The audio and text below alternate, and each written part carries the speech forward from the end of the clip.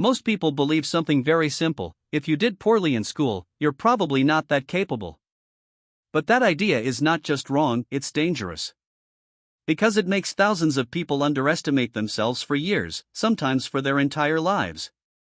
And the most interesting part is this: school doesn't actually measure your full potential.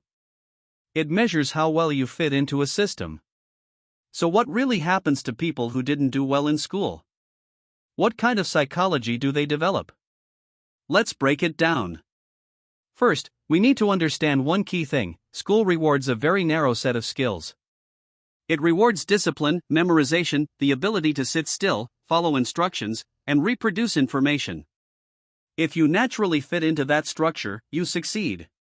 But if your brain works differently, if you get bored easily, think creatively, question things, or struggle with routine, you may fall behind. Not because you're less capable, but because the system wasn't built for you. This leads to the first and most important pattern: early labeling.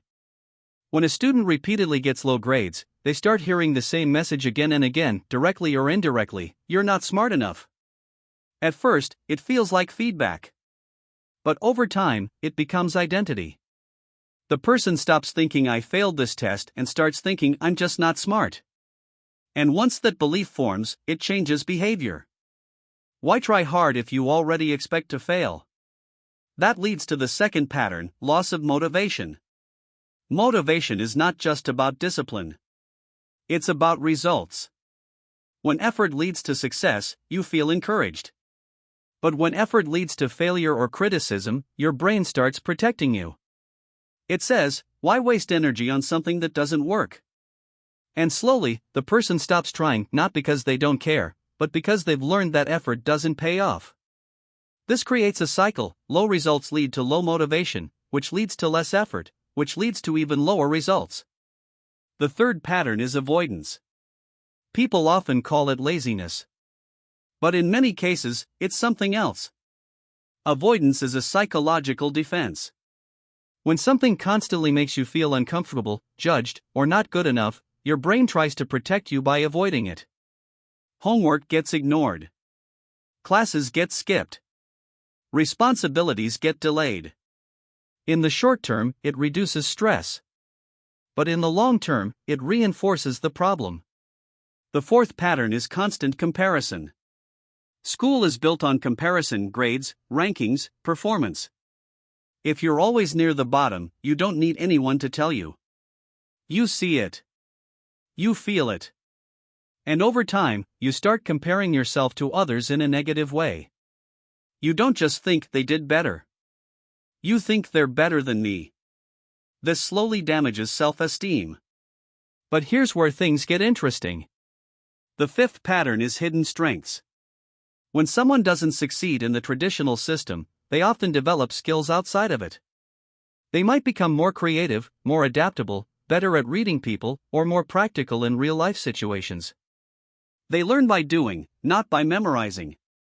The problem is, during school years, these strengths are rarely recognized. So the person grows up thinking they have no strengths at all. The sixth pattern is resistance to authority. If someone constantly feels misunderstood or judged by teachers, they may begin to distrust the system. Rules start to feel unfair. Authority feels restrictive. This can lead to rebellion, ignoring rules, pushing boundaries, or rejecting structure completely.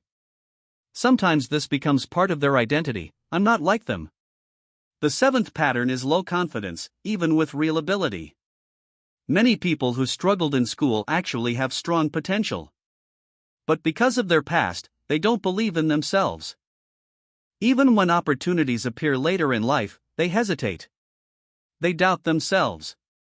They feel like they're not ready even when they are. This is one of the biggest long-term effects. The eighth pattern is sensitivity to criticism. After years of negative feedback, even small criticism can feel heavy. It doesn't feel like a suggestion, it feels like confirmation. Like proof that nothing has changed. This can make it hard to grow, because feedback is seen as an attack, not as help. The ninth pattern is independent thinking. Here's something people don't expect. Not fitting into the system can actually make you think for yourself. Instead of blindly following instructions, you question things. You look for different approaches. You rely less on authority and more on your own thinking. This can become a powerful advantage later in life, especially in creative fields or business. And finally, the 10th pattern is redefining success. If the traditional system didn't reward you, you're forced to ask a different question. What actually matters to me? Instead of chasing grades, you may start focusing on real-world skills, freedom, money, creativity, or personal growth. This shift can completely change your direction. But here's the part most people don't talk about. Struggling in school does not automatically mean you will succeed later. There's a popular myth that bad students become successful. That's not how it works. If the same patterns continue, avoidance, self-doubt, lack of effort, the outcome doesn't magically change. What actually matters is how you interpret your past. If you see it as proof that you're not capable, it limits you.